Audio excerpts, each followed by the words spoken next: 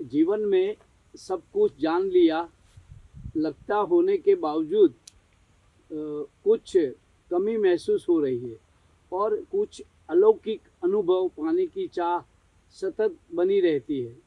उस पर मार्गदर्शन। अगर सब कुछ पाया होता तो अलौकिक भी उसमें होता, और अगर अलौकिक उसमें नहीं है तो सब कुछ नहीं पाया। मेरा ऐसा मानना है, अलौकिक अनुभवों के लिए इंसान को जो बाहरी चीज़ें हैं, जिसको मैं कल समझा रहा था कि वो राहु वाली चीज़ें, जब वो राहु वाली चीज़ें उपलब्ध हो जाती हैं, उसके बाद यदि कोई व्यक्ति अपना जीवन छोड़ देता है कि वो नेचर जैसा चला रहा है वैसे चले, तब उसको वास्तव में अलौकिक अनुभव होते हैं। अगर कोई व्यक्ति ये सोचता है कि सब कुछ पा लिया और अभी मुझे अलौकिक अनुभव भी करने हैं, जब तक ये विचार है कि करने हैं तब तक नहीं होंगे।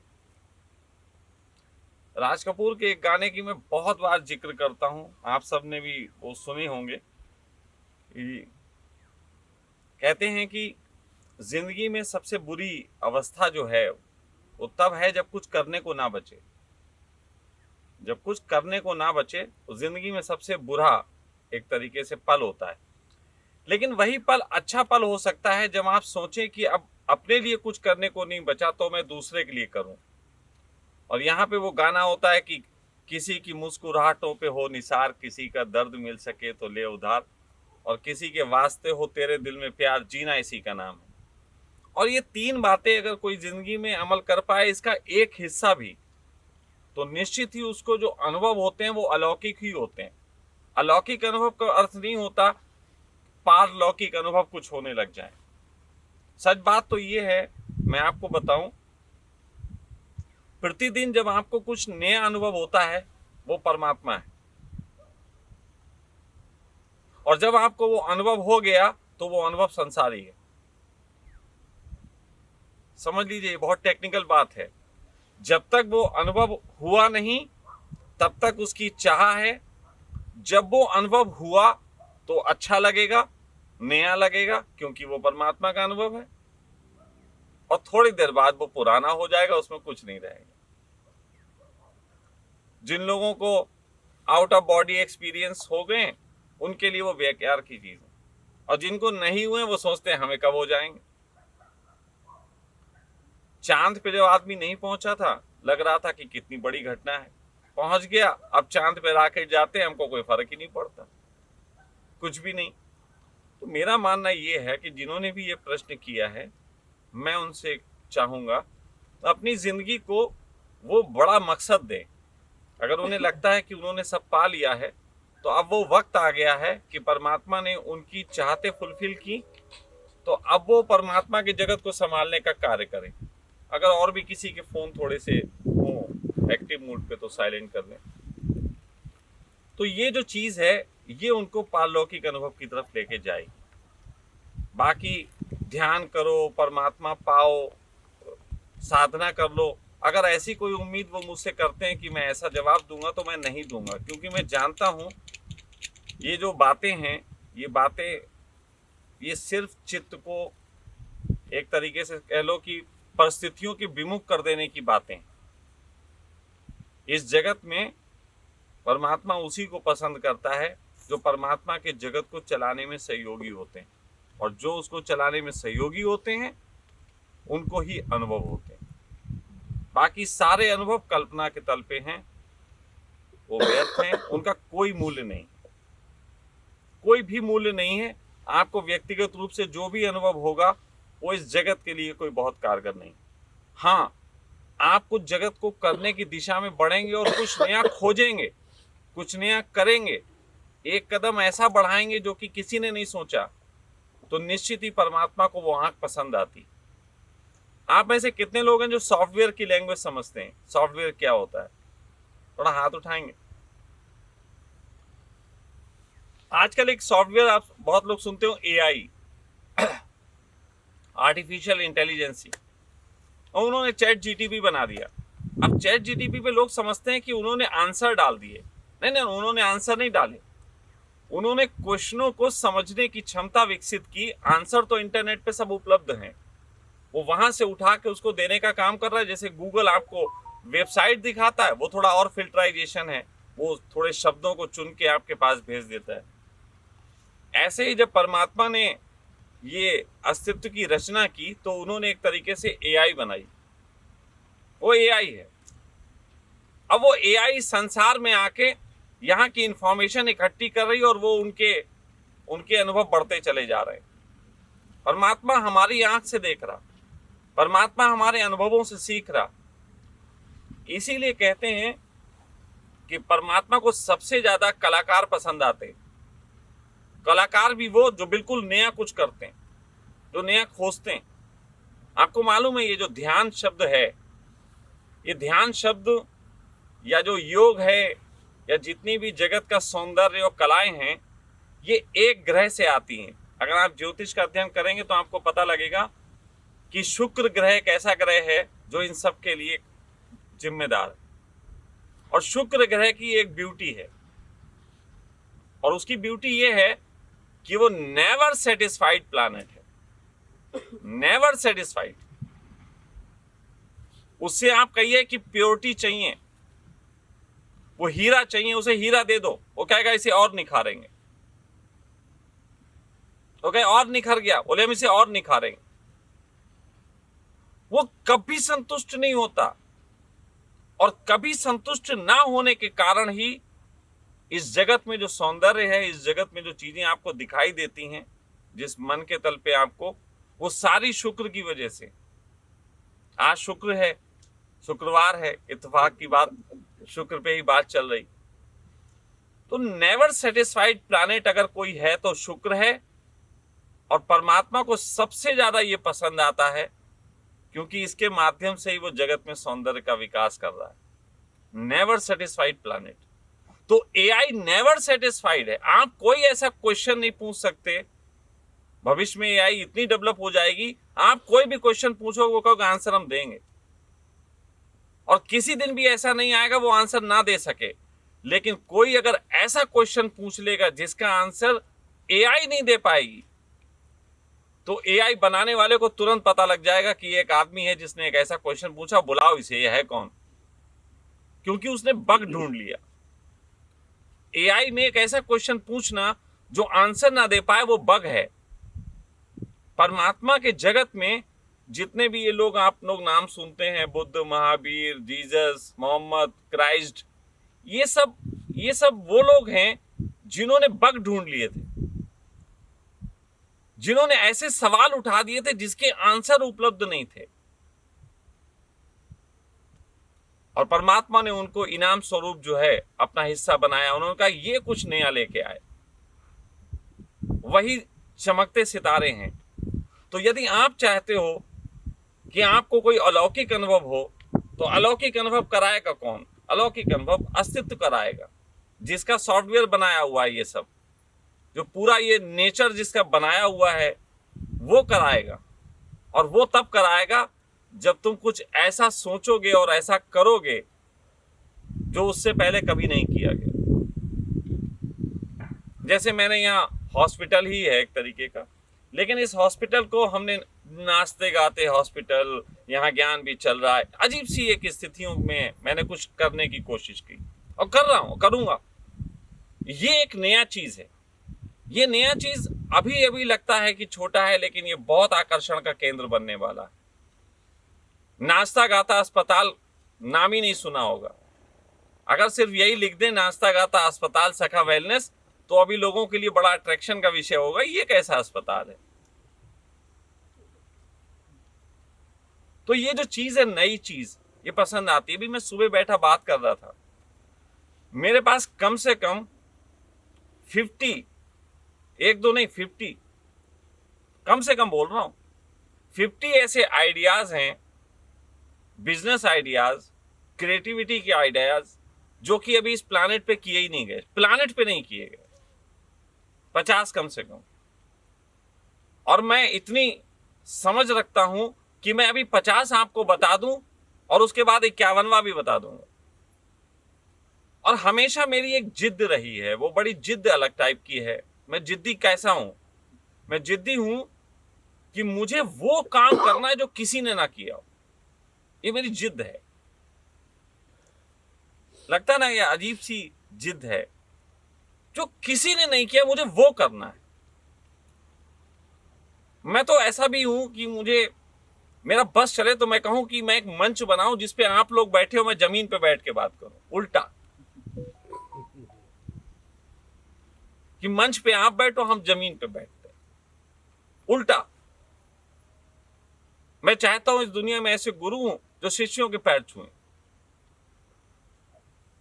मैं उल्टा ही सोच रहा हूं। अब आपको ये क्या सोच रहा, उल्टा ही सोचना पड़ेगा, क्योंकि नया सिर्फ एक ही चीज हो सकती है और वो हो सकती है बिल्कुल जस्ट अपोजिट। और जस्ट अपोजिट का मतलब है कि जो हो चुका है उसके खिलाफ होगा, वही नया होगा।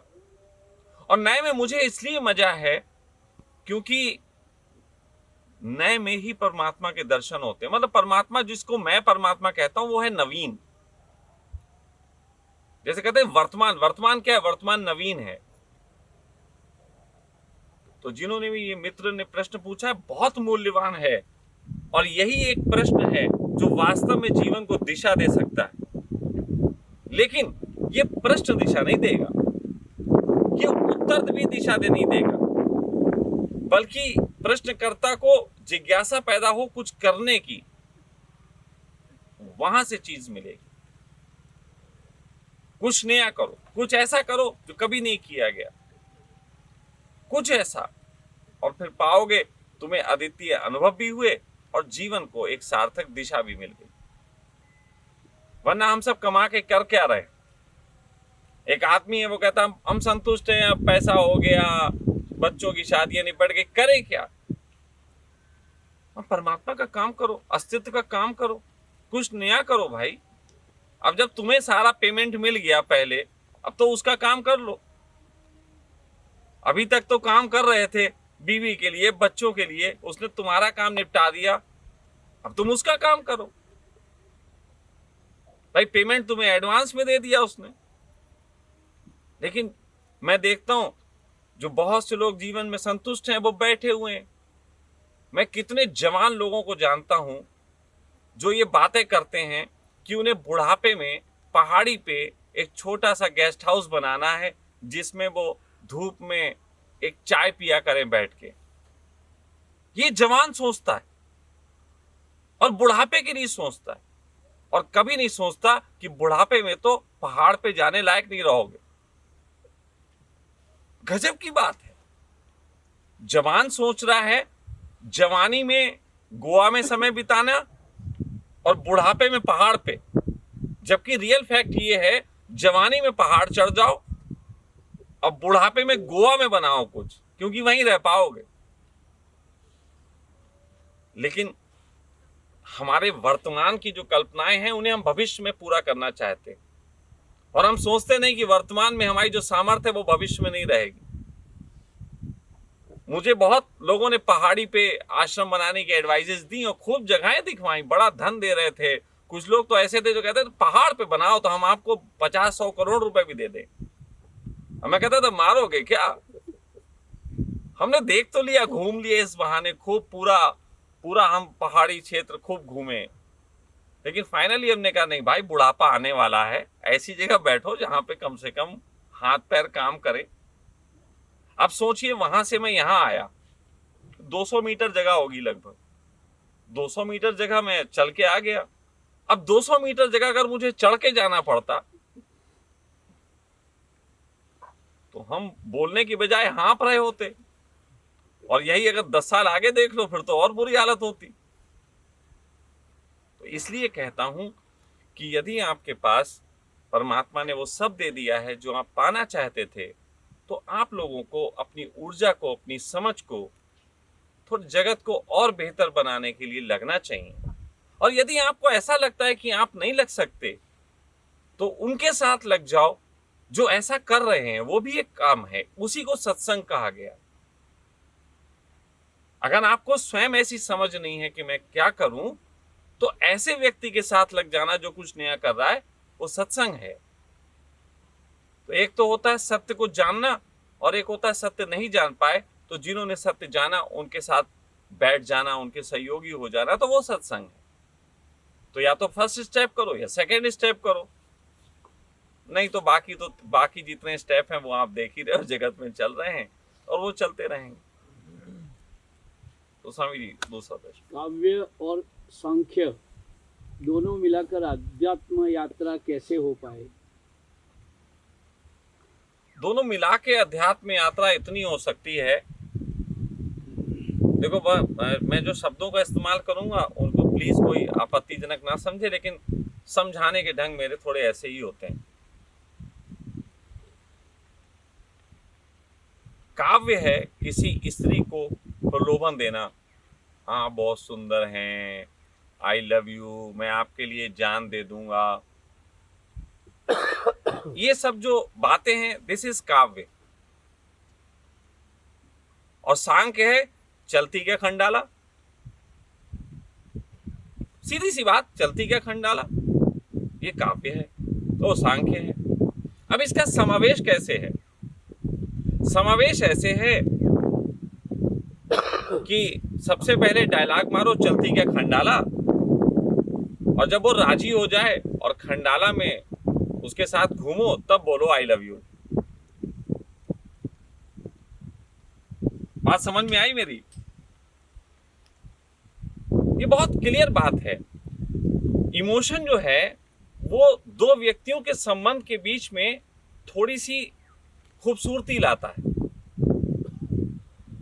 तो अगर आपने, कोई आपके साथ है, कोई आपके साथ बिस्तर में है, कोई आपके साथ डिनर कर रहा है, तो आप उसके साथ काव्य का उपयोग करिए, वो आपके डिनर को सौंदर्यपूर्ण बनाएगा, वो आपके बिस्तर के संबंध को सौंदर्यपूर्ण बनाएगा। लेकिन यदि आपने उसी काव्य का उपयोग आरंभ में कर लिया तो आपके बिस्तर में कलेश हो जाएगा, आपके डिनर में बवाल हो जाएगा, ये पक्का है, यही हो रहा है। मैं ऐसा नहीं काव्य का इस्तेमाल नहीं करता, लेकिन काव्य का इस्तेमाल मैं गेट पे नहीं करता। गेट पे तो मेरे सांख्य है, काव्य तो मेरे कमरे के अंदर है। और ये समझना, एक स्त्री को आप सड़क चलते या कोई आप अपने प्रेमी को सड़क चलते बातें कर रहे हैं प्रलोभन करने के लिए, तो उसके अंदर आप कल्पनाओं को जन्म दे रहे हैं। जैसे आप कह रहे हैं मैं तेरे लिए चांद तारे तोड़ लाऊंगा, और वो हकीकत में कह रही है वो जो आम लगाए ऊपर वो वाला तोड़ ला, बस तुम्हें आफत आ गई, नहीं तोड़ सकते। तो तुमने काव्य से अपनी जिंदगी नर्क बनाई। लेकिन तुमने कहा चलती क्या खंडाला, उसने कहा चलते हैं, फिर वहां जाके आप उसके लिए एक आम खरीद के ले आए, अब बड़ा सौंदर्य है। तो काव्य को हमेशा सांख्य के पीछे होना चाहिए, लेकिन दुख की बात है कि काव्य जो है वो सर पे हावी हो गया और सांख्य का बहुत अपमान है। सांख्य का मतलब है सत्य के संबंध, शुद्धतम संबंध। जब कोई लड़का किसी लड़की से कहता है कि मैं तेरे लिए जान दे दूंगा, तो आप सबको पता है वो क्यों कह रहा है, सबको पता है। वो तभी तक जान है जब तक उसका काम नहीं हो गया, उसके बाद बवाल ही बवाल है। लेकिन अगर कोई आपसे कहे कि मैं आपके साथ सोना चाहता हूं, जैसे मैं एक बात पे ओशो से नाराज होता हूं, आज मैं एक बात बता रहा हूं जिसपे मैं ओशो से बहुत नाराज रहता हूं, और ओशो की उस बात की वजह से बहुत सन्यासियों का जीवन नष्ट हुआ है। और वो बात मालूम क्या है? जब ओशो कहते हैं कि स्त्री का स्वभाव है प्रेम और पुरुष का स्वभाव है वासना, शरीर। एक पुरुष शरीर के लिए प्रेम में उतरता है और एक जो है स्त्री प्रेम के लिए शरीर दे देती है, ये स्वभाव है। कहते हैं कोई, मैं गलत तो नहीं बोल रहा हूं, ओशो यही कहते हैं। लेकिन जब बात चलती है तो वो प्रेम के पक्षधर होते हैं और पुरुष के पक्षधर नहीं होते। और तब मुझे नाराजगी होती है कि दोनों ही स्वभाव हैं अगर, तो इसमें पुरुष गलत कहां से हो गया? भाई स्त्री का स्वभाव प्रेम है, वो प्रेम करे, और पुरुष का स्वभाव सेक्स है, वो सेक्स करे। इसमें गलत कहां हो गया? दोनों ही स्वभाव में हैं। प्रेम कौन सा स्त्री का अचीवमेंट है और कौन सा पुरुष का प्रेम अचीवमेंट हो गया? तो अचीवमेंट तो नहीं है ना किसी का, दोनों स्वभाव में है। अचीवमेंट अगर हो गया हो तो उसको सम्मान दो, लेकिन दोनों को ही स्वभाव में मिला, गॉड गिफ्टेड है, तो इसमें कोई छोटा बड़ा कैसे हुआ? समझ रहे हैं आप मेरी बात? मैं कई बार कहता हूं कि एक स्त्री जो है वो ज्यादा समर्पित हो सकती है, उससे ज्यादा उम्मीद की जा सकती है, क्योंकि स्त्री के ऊपर पूरी जिंदगी में परमात्मा के जगत ने शरीर के तल पे केवल 450 से 500 बार उसको बच्चा जन्मने का अवसर दिया। एक स्त्री अधिकतम 550 बच्चे जन्म सकती। पूरे 9 महीने के जोड़ोगे तो कम जन्म सकती है, लेकिन अगर उसको अंडे के हिसाब से कह रहा हूं कि उसके एग जो हैं वो 450 लगभग 500 हो 550 तक हो सकते हैं। लेकिन एक पुरुष प्रतिदिन 30 लाख स्पर्म्स इकट्ठे करता है, यानी कि 30 लाख बच्चे जन्म सकता है। अब बताओ, वफादारी की उम्मीद पुरुष से करोगे कि स्त्री से? मैं ये नहीं कह रहा हूं, किसी को छोटा बड़ा नहीं बता रहा हूं, मैं दोनों की योग्यता बता रहा हूं। मेरे लिए स्त्री भी उतनी सम्मानदेय है जितनी कि पुरुष। मैं समझौता नहीं कर पाऊंगा कि ये अच्छा है ये बुरा है, और अच्छे बुरे का अगर हमें तुलना करनी होगी तो हमारे पास काव्य होगा, क्योंकि काव्य को प्रेम अच्छा लगता है, काव्य को प्रेम अच्छा लगता है। लेकिन मैं फिर एक दूसरी बात पूछता हूं, एक स्त्री कहे कि मुझे कोई सेक्स से लेना देना नहीं, मुझे तो प्रेम से लेना देना। ऐसा मुझे मिली हैं स्त्रियां, ओशो जगत में ऐसी स्त्रियां आई, स्वामी जी हम तो आपको बहुत प्रेम करते हैं। ओके, चलती का खंडाला, उन्होंने कहा नहीं स्वामी जी हमें सेक्स से लेना देना नहीं। हमने कहा कोई बात नहीं, तू प्रेम कर, सेक्स में तेरी सहेली के साथ कर लेता हूं। बोले ये कोई बात हुई? प्रेम आप हमसे करते हो? तो हमने कहा तू तो मना कर रही, सेक्स नहीं करते भैया, मुझे सेक्स भी करना है, वो मैं कर लेता हूं तेरी सहेली के साथ। तो उसको वो भी नहीं करने देना है। आप समझो, ये है डिवाइडिंग माइंड। और अगर आप सांख्य के तल पे आओगे तो सांख्य के तल पे दोनों ही अपनी अपनी जगह ठीक हैं।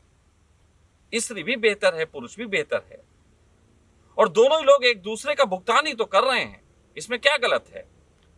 एक पुरुष पूरी जिंदगी एक स्त्री की जिम्मेदारी इसलिए उठाना चाहता है क्योंकि वो अपने सेक्स जीना चाहता है, उस विवाह करता है, और एक स्त्री अपने शरीर को दे देना चाहती है क्योंकि उसको सिक्योरिटी चाहिए, उसको थोड़ा प्रेम चाहिए। और मेरा मानना है कि दोनों ही अपनी जगह सही है, क्योंकि दोनों की जो जरूरत है उसको ऐसे ही पूरा किया जा सकता है। समाज में यही है। और या फिर अगर हम जानवर हो जाएं तो जानवर के तल पे जो चल रहा था वो सेक्स जिस तरीके से जो जोर जबरदस्ती करके हो जाता था वो हो जाता था। बिहार में आज भी मुझे ऐसे किस्से सुनने में आते हैं, लोग बताते हैं कि बिहार में ऐसी भी स्थितियां हैं कि जहां पे कोई औरत गई खेत में तो वहां पे जाके उसके साथ जो है वो किसी ने सेक्स कर लिया। अब वो जब सेक्स कर लिया तो वो घर लौटी, उन्होंने कहा क्या हुआ, मैं कहाँ गई थी? उन्हें कुछ नहीं, वो रामू का लड़का हमें छेड़ गो आई के, बस छेड़ गो, इतनी सी बात है। आप थोड़ा लगेगा कि मैं ये बात बलात्कार के संबंध में बोल रहा हूं। हाँ, मैं कह रहा हूं जितनी आधुनिकता की तरफ हम बढ़े हैं काव्य को लेके, उतना ही हमने अपनी जिंदगियों को नर्क बनाया। इतनी आधुनिकता के साथ हम बढ़े हैं, काव्य ही काव्य है चारों तरफ, कल्पना ही कल्पना, सारी पुस्तक कल्पनाओं की हैं, सारी फिल्में कल्पनाओं की हैं, सारे टीवी शो कल्पनाओं के हैं। आपके हाथ में मोबाइल कल्पना का ही खेल है। सुबह से शाम लोग फेसबुक में अपनी गर्लफ्रेंड और बॉयफ्रेंड ही ढूंढ रहे हैं। ये बात अलग है, आप लोग कहोगे मैं नहीं ढूंढ रहा।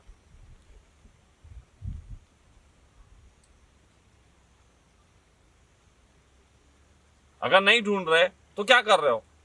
अगर पोस्ट डालनी है 5 मिनट पर्याप्त हैं। दिन भर ऑनलाइन क्यों? बहुत कम लोग हैं जो सांख्य को उपलब्ध है, बहुत कम लोग जो अपना काम करते हैं। मैं आपको बताऊं, मैं फेसबुक पे काम के लिए उपलब्ध हूं। हाँ ठीक है, इसी काम के बीच में कोई प्रेम रेम भी हो जाता है, लेकिन मैं हूं काम के लिए उपलब्ध। मेरा फर्ज है कि मुझे जो सुनते हैं उनके लिए 2-3 पोस्ट दिन भर में डाल दूं, मैं डाल देता हूं,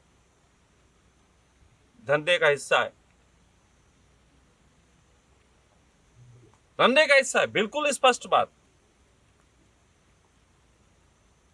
अब ये सांख्य है कि हम एक चीज का इस्तेमाल कर रहे हैं, और एक काव्य है कि हम एक चीज के लिए इस्तेमाल हो रहे हैं। चीजों के लिए इस्तेमाल होना और चीजों को इस्तेमाल करना, ये दो अलग बातें हैं। मेरी जिंदगी में, मैंने पहले कहा, मेरे दरवाजे पे सांख्य लिखा है और मेरे कमरे में प्रवेश के बाद काव्य है। और लोग, पहले दरवाजे पे काव्य लिखा हुआ है और अंदर जो है जूता लाद। कितने लोग मेरी बात से राजी हैं? तो जब इतने सारे लोग इस बात से राजी हैं कि ऐसे ही चल रहा है, तो उसको बदलते क्यों नहीं? मैं फिर कह रहा हूं, जूते लात की संभावनाएं मेरे जीवन में कम है। हमारा तो सीधा सा है, तू चाहे तो जा सकती है मेरा हाथ छोड़ के कहीं भी, तेरे हाथ में मेरा हाथ है, जंजीर तो नहीं। हमारे यहाँ, मेरी जिंदगी में न जाने कितने लोग आके चले गए, कितनी प्रेमिकाएं, कितने संबंध, कितने क्या। कोई बात नहीं, मैं हर बार नया अनुभव लेता हूं। और ये बात बड़ी अजीब लगेगी, ये तो लगेगा ये तो व्यभिचारी आदमी। कौन नहीं होना चाहता मेरे जैसा व्यभिचारी? हाथ उठाए, मैं उसे आशीर्वाद दूंगा, भगवान तुझे मेरे जैसा बिल्कुल ना बनाए। उठाए हाथ? किसी ने नहीं उठाया। सब होने मेरे जैसा चाहते हैं।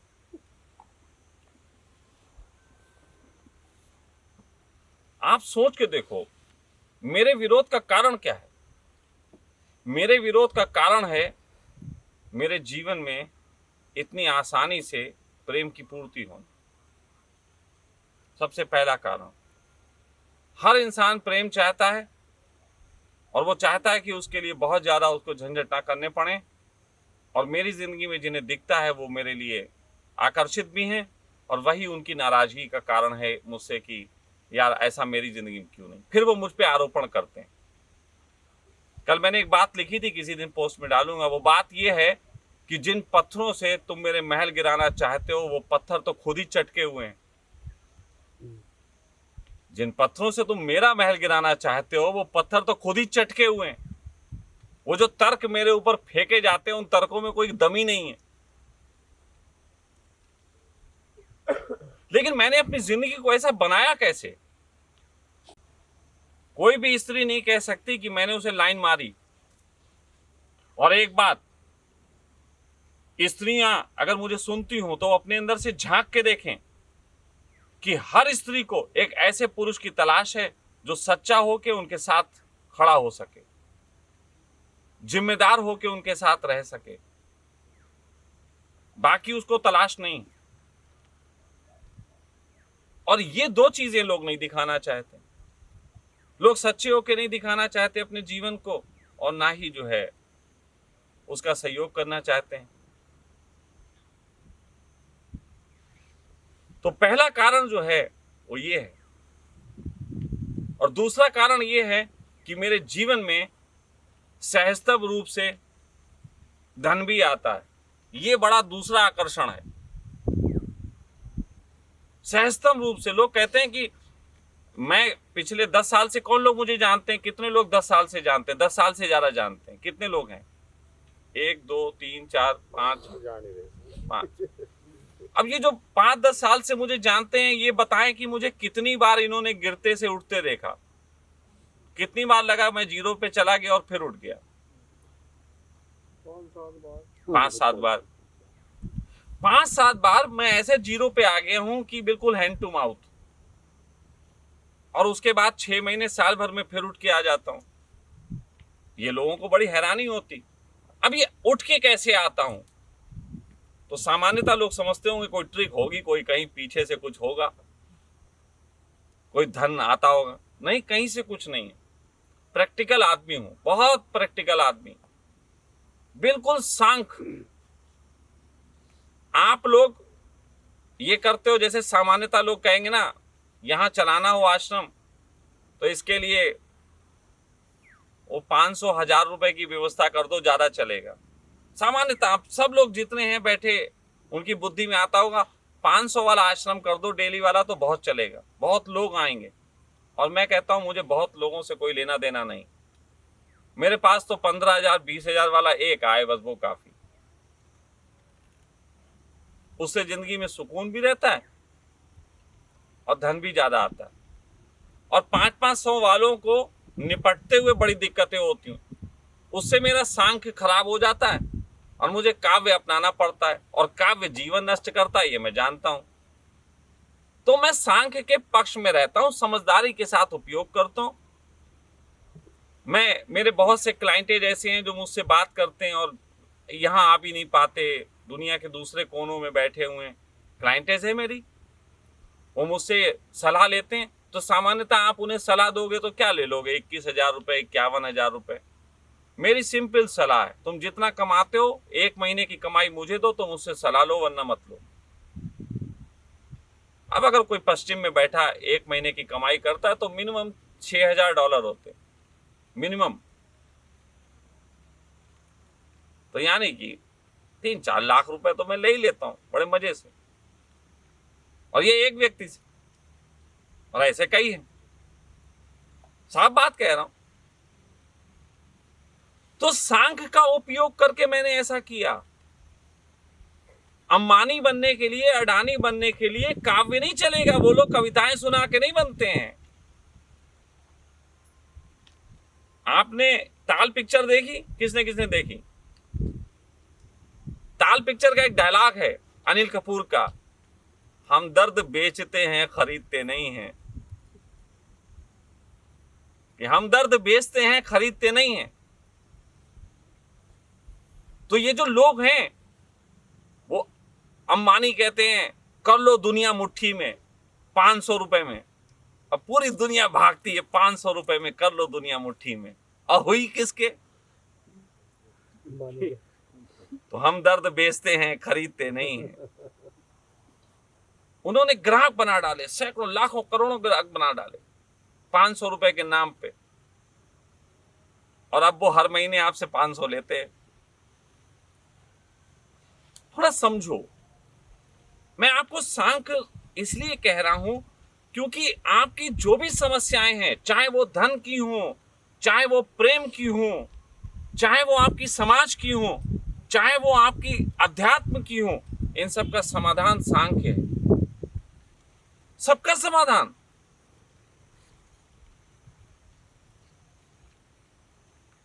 लेकिन सांख्य के साथ एक ही चीज है, सांख्य तुम्हें अकेला करता है, और अकेले रहने का अगर साहस नहीं है तो सांख्य तुम्हारे काम का नहीं। और फिर दूसरी बात कहूं, यही बात ध्यान भी कहता है कि अकेले होने का साहस नहीं तो ध्यान तुम्हारे काम का नहीं। लेकिन लोग ध्यान को काव्य बनाने में लगे हुए हैं। कल मैंने दोपहर में प्रयोग कराया, कितने लोग थे जो लास्ट तक रहे, लास्ट 10 में जो रहे हों वो मुझे हाथ उठाएं, आखिरी 10 में जिनका रहा हो कि आखिरी 10 तक। अब ये जो आखिरी 10 तक रहे होंगे ये खुद बताएं, क्या कल ध्यान हुआ था कि नहीं हुआ था? कल ध्यान था नहीं था? गहराई आई थी नहीं आई थी? मौन आया था कि नहीं आया था? इसके लिए आपने एफर्ट कौन सा किया था? और आया? लेकिन जो लोग ये सोचते हैं कि हम ज्यादा मेहनत करके ज्यादा कर लेंगे, वो लोग ज्यादा मेहनत कर रहे हैं 2-2 4-4 घंटे की, और 2-2 4-4 घंटे की मेहनत से ध्यान नहीं होता, और कुछ भी, शरीर की थकान हो जाती है। आप किसी को खूब कुदाओ, शरीर की थक के लेट जाएगा, तो शरीर की थकान अलग बात है, शरीर की थकान ध्यान नहीं है, ध्यान है मन की थकान। और मन क्या है? इंद्रियां। अगर मैं आपकी इंद्रियों को थका दूं, आपको ध्यान घटेगा। आपके शरीर को थका दूं, विश्राम घटेगा। लेकिन जब दोनों संवाद करोगे, तो संवाद करते वक्त जो शरीर से जिसको घटा, जिसने शरीर की मेहनत की है, वो कहेगा हमें बहुत मजा आया। जो शरीर की मेहनत करके विश्राम में गया है, उससे आप 2 घंटे बाद पूछोगे कैसा लगा, वो कहेगा बड़ा मजा आया। मजा क्यों आया? क्योंकि शरीर थका था, बाद में शरीर को रिलैक्स मिला, उसकी एनर्जी बनी, यानी कि संसार, वो कहेगा मजा आया। लेकिन जिसका मन थक गया होगा, अगर उससे आप पूछोगे कैसा लगा, वो ऐसे करेगा,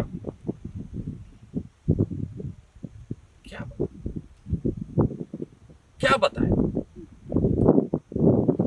मन थकता है तो कैसे बताए मजा आया? लेकिन शरीर थकने के बाद जब आराम मिलता है तो मजा आता है। ध्यान में लोग मजे ढूंढ रहे हैं, वो जो मजे ढूंढ रहे हैं वो ध्यान नहीं है। जो कह भी नहीं पा रहे कि क्या मिला, वो है ध्यान। और जो कह भी नहीं पा रहे हैं वो लोग हैं, उन्होंने प्रयास नहीं किया। आप प्रयास छोड़ दीजिए। अभी आप यहां, मैं तो कहता हूं छोड़िए वहां हॉल की बात। आज अभी इसके बाद आप लोगों को एक ध्यान का नया सूत्र दूंगा। कहीं पड़ जाना आश्रम में, कहीं भी लेट जाना, कहीं लेट जाना, कहीं बैठ जाना, सब अलग अलग। और मैं अपने कमरे में जाके म्यूजिक सिस्टम कंट्रोल करके आपको ध्यान में ले जाऊं। कोई जरूरत नहीं ध्यान कक्ष से बंधने की। क्या ये ज्यादा बेहतर नहीं होगा कि कोई कुर्सी पे बैठा है, कोई कहीं बैठा हुआ, एक ही काम करना है, हरामखोरी। लोग कहते हैं हमने ध्यान के लिए क्या किया। हम मालूम क्या करते थे? हमारे लिए हरामखोरी का सबसे अच्छा अड्डा था शमशान घाट। एक वही जगह ऐसी होती है जहां मूंगफली नहीं बेची जाती, और इतनी हरामखोरी होती वहां। हरामखोरी की हालत ये है कि वहां के बाबा लोग भी भूख लग जाती है अगर चिकन मटन की, तो लाश खा लेते हैं। हरामखोरी की एक्सट्रीमिटी है, आप लोग तो घबरा जाओगे। और वहां पे हम भी हरामखोर हो गए थे, पड़े रहते थे। तो भाई थोड़ा सा तो, अब हम लाश खाने की तो हिम्मत नहीं होती थी, लेकिन भूख तो लगती थी ना। तो वहां मैं घास खा लेता था, घास खा लेता था, पेड़ों के पत्ते खा लेता था। इतना हरामखोर। और उसके बाद हरामखोरी की बात है, फिर वहां रात में भी रुकने लगा। रात में मुझे वहां मच्छर काटने लगे। फिर हरामखोरी तो मतलब वही है जहां कुछ भी करना ना पड़े, मच्छर भी ना मारने पड़े। अब मच्छर काटने लगे तो एक नया दर्द हुआ। तो मैंने क्या किया, मच्छर काटते थे इसलिए मैं, हमारे यहाँ शहर में एक रिजवान है, इसको पता है, लाल पुल है ना, तो वो शमशान घाट के पास में नदी है, नदी के पास एक लाल पुल बना हुआ। लाल पुल में वो जो ट्रेन गुजरती है, बीच बीच में वहां स्पेस है बहुत बड़े बड़े, जहाँ पे लेट सकते हैं। तो मैं मच्छर से बचने के लिए वहां लेट जाता जाके रात में। अब जब वहां लेटता था तो वहां तो हवा चल रही नीचे नीचे, क्योंकि पानी की है, पानी ऊपर से हल्की ठंडक दे रहा, ऊपर से हवा चल रही, तो वहां मच्छर नहीं। तो वहां नींद आ गई। जब नींद आई, थोड़ी देर बाद वहां पे ट्रेन गुजरी। अब उसने खटखट करके हमारी नींद खोल दी। लेकिन मच्छर मारने से तो अच्छा था 2 मिनट ट्रेन झेल लो। और फिर ऐसा हुआ कि 1 दिन, 2 दिन, 4 दिन वो ट्रेनें मुझे अवेकनेस सिखा गई। गहरी नींद में गए, एकदम धड़ धड़ धड़ धड़ धड़ धड़ धड़ धड़ पूरा पुल हिला दिया। लेकिन नींद गहरी है, तो वो गुजर गई 5 मिनट, फिर होश आए। फिर जैसे ही थोड़ा सा सो पाए, धड़ धड़ धड़ धड़ धड़ धड़ धड़ धड़। और इसी बीच में मुझे अवेकिंग का अनुभव हुआ। इसी बीच में मुझे जागरण का अनुभव हुआ, जैसे आप लोगों को मैं यहाँ ध्यान के लिए डाल दूं पूरे आश्रम में, और अचानक जो है वो आपके पास से थौर गुजरे, वो भौं भौं करने लगे, तो एक तरफ तो कोई व्यक्ति जो कि बहुत मेहनत करता है वो कहेगा कि इससे क्या हुआ, गड़बड़ हुई। लेकिन जो व्यक्ति ध्यानी है वो कहेगा इससे अवेकिंग आई। अवेकिंग ऐसे आती, मुझे ध्यान करना नहीं पड़ा, मुझे सिर्फ एक ही चीज करनी थी, और वो थी हरामखोरी। आप जितनी मेहनत करते हैं वो काव्य है, हरामखोरी सांख्य है। फिर समझो, हरामखोरी सांख्य है और मैं हरामखोर बनाना चाहता हूं। मैं अपने यहाँ के बच्चों को एक शिक्षा दे रहा हूं, हमेशा मेरी एक शिक्षा है। सबसे पहले दिव्या को देख लो, सबसे पहले मैं दिव्या को का काम, दिव्या बहुत मेहनत की। यहाँ स्वामी जी जानते हैं, जब पहली बार यहाँ एक छोटा आश्रम खरीदा था, उस समय की बात दिव्या आई थी। लोग ध्यान करने के बाद अपने कमरों में चले गए और दिव्या रात को 11, 12, 1 बजे बैठी हुई ठंडे पानी से, यही समय था, ठंडे पानी से बर्तन धो रही थी, यही था। पहले मैंने मेहनत से गुजारा और मेहनत से गुजरे और मैंने देख लिया कि हाँ एक आदमी है, पूरा लग सकता। मैंने कहा दिव्या अब शांत हो। उसके बाद व्यवस्था खड़ी की। आज हम चाहें तो बर्तन धोने के लिए सैकड़ों लोग रख लें, और मैं यही उम्मीद करता हूं हर मेरे साथ सखा परिवार के हर बच्चे से मेरा एक ही है, पहले तो मैं जान ले लूंगा तुम्हारी, और उसमें पास हो गए तो हरामखोर बनाऊंगा, क्योंकि वो ध्यान मेरे लिए दूसरा चरण है। ध्यान पहला चरण नहीं है, पहला चरण है कर्म। अगर आप कर्म में पूरे हैं तो दूसरा चरण है ध्यान, और उसके लिए जो मेरे पास उपाय है वो हरामखोरी का उपाय। अब आप कहोगे ओशो तो ऐसा नहीं सिखाते, तो जरा ओशो की बातें सुन लो। ध्यान जिस समय करते थे और जिस समय वो पेड़ से गिरने वाली घटना हुई थी, उस समय ओशो क्या करते थे हरामखोरी के अलावा? इतने हरामखोर थे ओशो बोलते हैं एक बार तो कमरे में सांप आ गया, वो भी हरामखोर, हम भी हरामखोर, ना हम उसे भगा रहे ना वो भाग रहा ना वो काट रहा, एक ही कमरे में सांप के साथ पड़े हुए। क्या ये हरामखोरी का लक्षण नहीं है? मैं हरामखोरी जब शब्द इस्तेमाल कर रहा हूं तो लोग कहेंगे गैर जिम्मेदार बना रहा हूं। मैं हरामखोरी का अर्थ ले रहा हूं यहां पे कुछ ना करने से, कुछ ना करने से। और कुछ जब तुम नहीं करते हो तो तुम्हारे अंदर से सबसे आसानी से अहंकार गिर जाता है, क्योंकि हर आदमी तुमसे कह रहा है तो वो कुछ कर ही नहीं रहे। अहंकार काहे से आता है? अहंकार आता है कुछ करने से। मैं ये करता हूं, मैं वो करता हूं, मैंने ये बना दिया, मैंने वो बना दिया, मैं 2 घंटे उछल लेता हूं, मैं 5 घंटे नाच लेता हूं, भले कुछ करते ही नहीं, कुछ भी नहीं करते। अहंकार काहे का अहंकार दिखाओगे? अहंकार को मारने का सबसे आसानी तरीका है कुछ ना करना, और कुछ करना अहंकार को बढ़ाने का तरीका। और आपको पता है ध्यान अहंकार से मुक्ति, और कितना आसान सी बात बता रहा हूं।